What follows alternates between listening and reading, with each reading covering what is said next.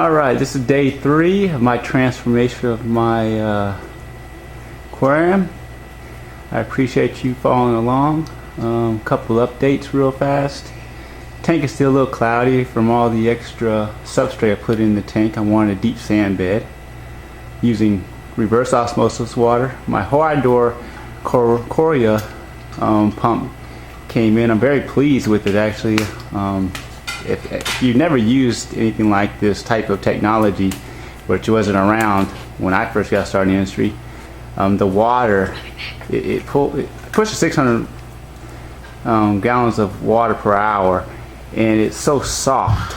It's pretty amazing, the technology. But I'm actually going to send this one back, and I'm going to get an upgraded one with a little bit more water flow pressure. I'm going to 1150. I think that will give me the adequate movement of water that I want. And you're going to find this water is circulating all over the tank. There's not going to be a dead spot in this tank at all.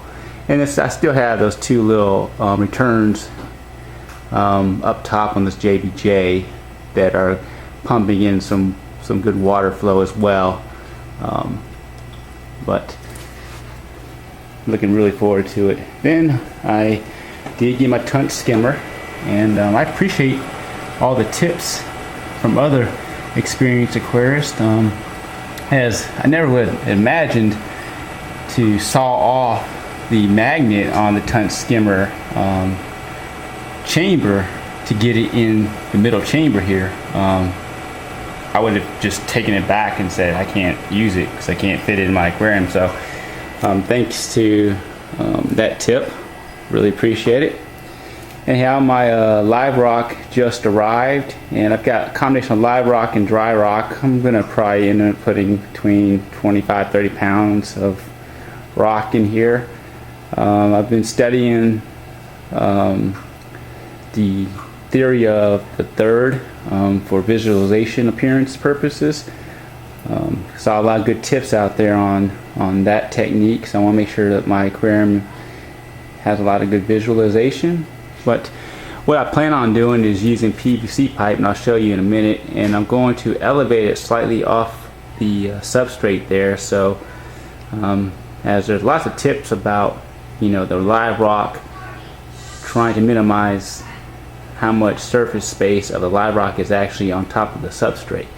There's a lot of good reasons for that. One is to make sure you keep water flow all around the live rock and try to get as much of it underneath it to flush out that the waste, the nitrous, and help with gas exchange and overall balance the ecosystem, so to speak, and build up waste down and so forth. So let me take you over here to where I'm building my aquarium right now. Actually, my reef system here.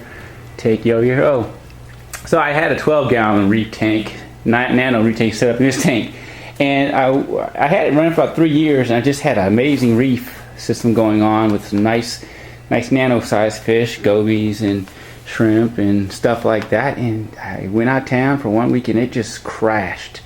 I think my anemone that I had in there was doing so well, and then I guess I don't know what happened. It just crashed. And I mean, I never seen a tank crash. This one just crashed in like a matter of hours, from what I'm told. But I decided not to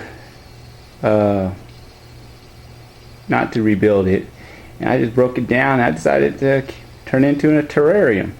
I actually have a green tree frog house in this terrarium, but it's pretty cool. So anyhow, here's what I'm doing. Here's my live rock here that I got, and some good pieces here. And as you can see, I am building my reef system. You can probably see a little glimpse of it here, but I'm using PVC pipe, and you won't see hardly any of this PVC pipe once it's in the tank.